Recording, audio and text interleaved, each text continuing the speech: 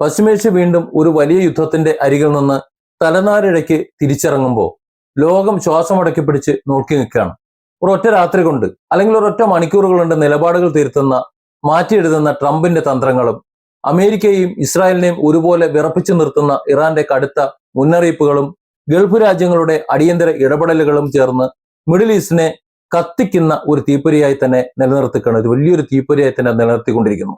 വാക്കുകൾ കൊണ്ടുള്ള പോരാട്ടമല്ല ഇനി നടക്കാൻ പോകുന്നത്. മേഖലയുടെ വിധി തന്നെ മാറ്റിയെഴുതുന്ന വലിയ നീക്കങ്ങൾ. ഏറ്റവും പുതിയ വാർത്തയിലേക്ക്, ഇന്ന് 2-ാം തീയതി ഏറ്റവും പുതിയ വാർത്തകളിലേക്ക്.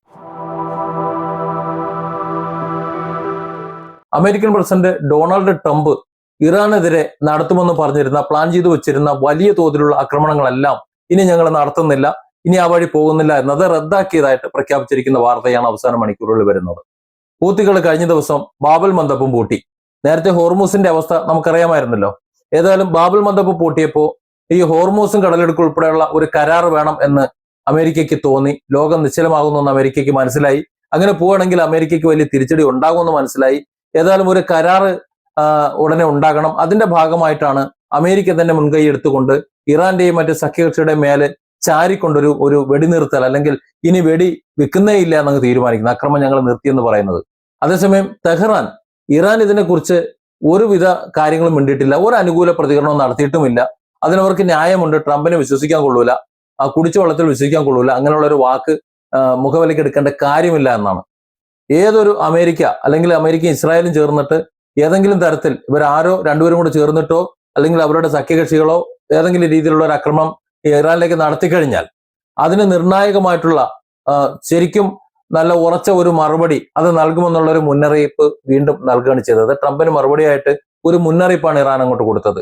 ഡൊണാൾഡ് ട്രംപ് പറയുന്നത് ഇറാനെതിരെയുള്ള പ്ലാൻ, ഈ ആസൂത്രിത ആക്രമണങ്ങളൊക്കെ അദ്ദേഹം റദ്ദാക്കിയെന്നാണ് പറയുന്നത്.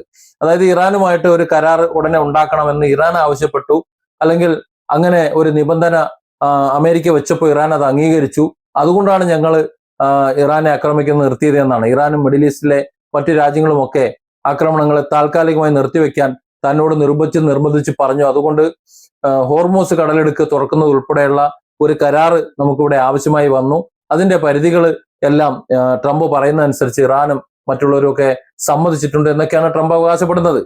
ഇറാന്റെ ഉന്നത നയതന്ത്രജ്ഞൻ മുന്നറിയിപ്പ് നൽകിയതിന് ശേഷമാണ് ട്രംപിന്റെ ഈ ഒരു പ്രസ്താവന വന്നത് എന്ന് ചിന്തിച്ചാൽ മതി. അതായത് ഇറാൻ പിടിച്ചു വരട്ടിയപ്പോ ട്രംപിന് അവസാനം പൂട്ടേണ്ടി വന്നു, തന്റെ തീരുമാനം മാറ്റേണ്ടി വന്നു. അതായത് ട്രംപിനെ പോലെ അടിച്ചു വിടുകയല്ല, പറയുന്നത് ചെയ്യുന്നവരാണ് ഇറാൻ എന്ന് ട്രംപിന് മനസ്സിലായി.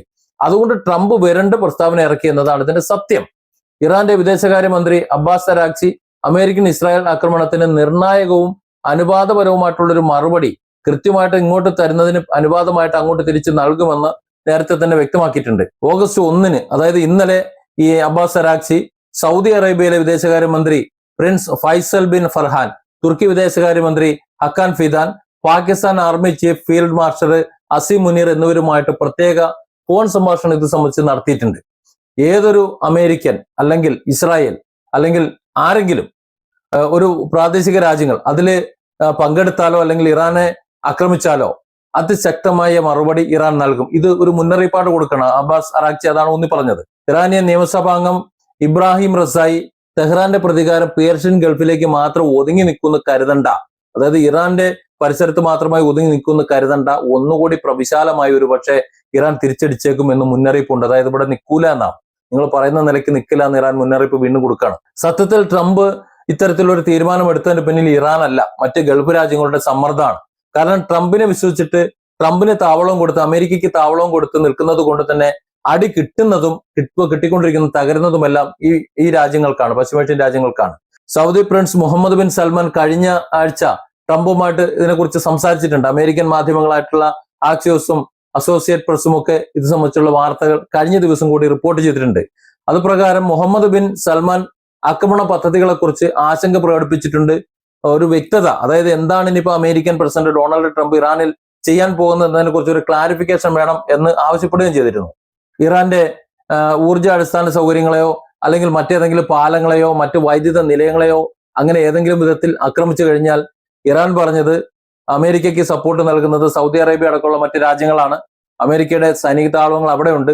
അതുകൊണ്ട് ഇറാനെ ആക്രമിച്ചിട്ട് ഇറാന്റെ ഏത് രീതിയിലുള്ള ആക്രമണം നടത്തുന്നത് അതൊക്കെ തിരിച്ചങ്ങോട്ട് സൗദി അറേബ്യയിലെയും മറ്റ് ഗൾഫ് രാജ്യങ്ങളിലെയും ഒക്കെ സിമിലർ ആയിട്ടുള്ള സൗകര്യങ്ങൾക്കെതിരെ പ്രതികാരം ചെയ്തേക്കും അല്ലെങ്കിൽ ചെയ്യുമെന്ന് തന്നെയാണ് ആ ഒരു ഭയം സൗദിക്കുണ്ട്, മറ്റു രാജ്യങ്ങൾക്കുമുണ്ട്. Saudi Arabia, UAE, Kuwait, Bahrain, Qatar, Oman തുടങ്ങിയ രാജ്യങ്ങൾ അമേരിക്കയോട് ആക്രമണം ഒഴിവാക്കാൻ ആവശ്യപ്പെട്ടതും ഇതിന്റെയൊക്കെ അടിസ്ഥാനത്തിലാണ്.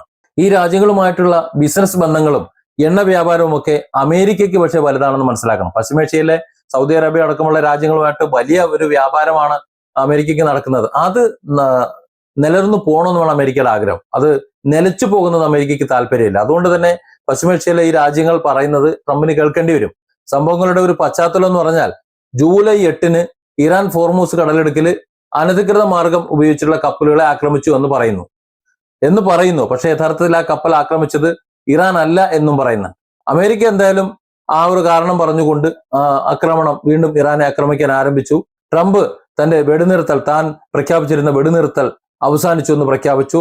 ഇറാൻ ആകട്ടെ Bahrain, Kuwait, Oman, Jordan, Qatar എന്നിവിടങ്ങളിലെ അമേരിക്കയുടെ എല്ലാ സംഗമ വസ്തുക്കളെയും അവരുടെ ആസ്തികളെയും താവളങ്ങളെയും ഒക്കെ ഹോർമൂസിലെ കപ്പലുകളെയും ഒക്കെ അങ്ങോട്ട് ആക്രമിക്കുകയും ചെയ്തു. ജോർദാനിലും ഇറാഖിലുമായിട്ട് 4 അമേരിക്കൻ സൈനികര് ഇതിനിടെ കൊല്ലപ്പെടുകയും ചെയ്തു. ഈ കഴിഞ്ഞ ജൂലൈ 20 യമനിലെ ഹൂത്തികൾ ചെങ്കടലില് സൗദി അറേബ്യക്കെതിരെ നാവിക ഉപരോധം പ്രഖ്യാപിച്ചു. ജൂലൈ 25 13 രാത്രികളായിട്ടുള്ള ബോംബാക്രമണങ്ങൾക്ക് ശേഷം അമേരിക്ക താൽക്കാലികമായി വെടിനിർത്തൽ നിർത്തേണ്ടി വന്നു. അതിന് ട്രംപ് പറഞ്ഞത് ഇറാന്റെ ആവശ്യപ്രകാരം വാഷിംഗ്ടണും തെഹ്റാനും ഒത്തുതീർപ്പ് ചർച്ചയിലാണെന്ന് ട്രംപ് അങ്ങോട്ട് അടിച്ചുവിട്ടു. അങ്ങനെയല്ലേ പറയാൻ പറ്റുള്ളൂ, അല്ലാതെ ഇറാന്റെ അടിയിൽ ഭയന്ന് പറിച്ച് താൻ അടി നിർത്തിയതാണെന്ന് പറയാൻ പറ്റൂലല്ലോ. ഈ വാർത്തയറിഞ്ഞ അമേരിക്കൻ മാധ്യമങ്ങൾ അടുത്ത വാർത്ത കൊടുത്തു. വാഷിംഗ്ടണും ഇസ്രായേലും ചേർന്നിട്ട് ഇറാനെതിരെ അടിച്ചു തീർക്കാൻ പോകുന്ന അവരുടെ ഊർജ്ജ അടിസ്ഥാന സൗകര്യങ്ങൾക്കെതിരെ കടുത്ത ബോംബാക്രമണം നടത്താൻ പോകുന്നു, അതൊക്കെ ട്രംപ് പ്ലാൻ ചെയ്യുന്നു എന്നൊക്കെ റിപ്പോർട്ട് ചെയ്തു. ഇത്രയുമൊക്കെ ഒപ്പിച്ച ശേഷമാണ് ട്രംപ് വീണ്ടും പറയുന്നത് ഈ ആക്രമണങ്ങളെല്ലാം റദ്ദാക്കിയെന്ന്. നോക്കണം, മിനിറ്റുകൾ കൊണ്ട് മാറ്റി പറഞ്ഞുകൊണ്ടിരിക്കുകയാണ്. ഇറാന്റെ സ്വഭാവം എന്ന് പറയുന്നത്, ഇറാൻ പറയുന്നത് ആക്രമിക്കുമെന്ന് പറഞ്ഞ് ഭീഷണിപ്പെടുത്തി കത്തിയുടെ മുനയിൽ നിർത്തിക്കൊണ്ട് അതിന്റെ നിഴലിൽ ഞങ്ങളെ ചർച്ച നടത്താൻ നിങ്ങൾ വിളിക്കണ്ട, അതിന് ശ്രമിക്കണ്ട, ഞങ്ങൾ അതിന് കിട്ടൂല എന്നാണ്. ഒരു വേള ഇനി ചർച്ചയേ വേണ്ട എന്ന് ഇറാൻ പറഞ്ഞു കഴിഞ്ഞിട്ടുണ്ട്. താൽക്കാലികമായിട്ടെങ്കിലും ഇറാൻ ട്രംപിനൊന്ന് വഴങ്ങിയാൽ വാഷിംഗ്ടൺ അത് ഇറാന്റെ ഒരു ബലഹീനതയായി കണ്ട് കൂടുതൽ ഭീഷണിയുമായി ഇറങ്ങുമെന്ന് ഇറാൻ അറിയാം. അതുകൊണ്ട് തന്നെ തരുമ്പും അമേരിക്കയുടെയോ അതല്ലെങ്കിൽ ഡൊണാൾഡ് ട്രംപിന്റെയോ ഭീഷണിക്ക് മുന്നിൽ 1 ഇഞ്ച് കുലുങ്ങേണ്ട ഒരു ആവശ്യമില്ല എന്നാണ് ഇറാന്റെ ഇന്നത്തെ തീരുമാനം എന്ന് പറയുന്നത്. ഹോർമുസ് കടലിടുക്കിലും യമനിലെ ബാബൽ മന്ദബിലും ഇപ്പോഴും കപ്പൽ യാത്ര ആശങ്കാജനകം തന്നെയാണ്. കാരണം കപ്പലുകൾക്ക് സാധാരണ പോലെ അങ്ങോട്ട് നീങ്ങാൻ പറ്റുന്നില്ല. ഇറാന്റെ തടയലുണ്ട്, അതുപോലെ അമേരിക്കയുടെ ഭീഷണിയുണ്ട്. എന്നാൽ ഇറാനെതിരെയുള്ള വലിയ ആക്രമണം ട്രംപ് റദ്ദാക്കിയ വാർത്ത വന്നതിന് ശേഷം എണ്ണ വിലയിൽ ചില മാറ്റങ്ങൾ ഉണ്ടായി വരുന്നുണ്ട്. ട്രംപിന്റെ സമാധാന പദ്ധതി പ്രകാരം ഹമാസ് നിരാധീകരിക്കപ്പെടണമെന്നും ഇസ്രായേലിലെ സേന പിൻവാങ്ങണമെന്നും നേരത്തെ പറഞ്ഞിരുന്നു. എന്നാൽ ആക്രമണങ്ങൾ അതേപടി തുടരുന്നുമുണ്ട്. പലസ്തീനിൽ സാധാരണക്കാർ മരിച്ചു വീഴുന്നുണ്ട്. മൊത്തത്തിൽ സ്ഥിതി ഇപ്പോഴും അനിശ്ചിതത്വത്തിൽ തന്നെയാണ് എന്ന് പറയാതിരിക്കാൻ വയ്യ. ട്രംപ് ഒരു ദിവസം വലിയ ആക്രമണം നടത്തുമെന്ന് പറയും, അടുത്ത ദിവസം അതിൽ നിന്ന് പിൻവാങ്ങും. ഗൾഫ് രാജ്യങ്ങളുടെ എതിർപ്പും ഇറാന്റെ ഭീഷണിയും താൽക്കാലിക ആശ്വാസം നൽകിയിട്ടുണ്ടെങ്കിലും യഥാർത്ഥ ഒരു ഡീഎസ്കലേഷൻ ഉണ്ടാകുമോ എന്ന് വരും ദിവസങ്ങളിലെ നമുക്ക് വ്യക്തമാക്കാൻ കഴിയുള്ളൂ. Tehran, Washington, Riyadh, Gaza, Hormuz കടലെടുക്ക് എന്നിവരിലെ സംഭവവികാസങ്ങൾ ലോകം അതുകൊണ്ട് തന്നെ ശ്രദ്ധയോടെ വീക്ഷിച്ചുകൊണ്ടിരിക്കുകയാണ്.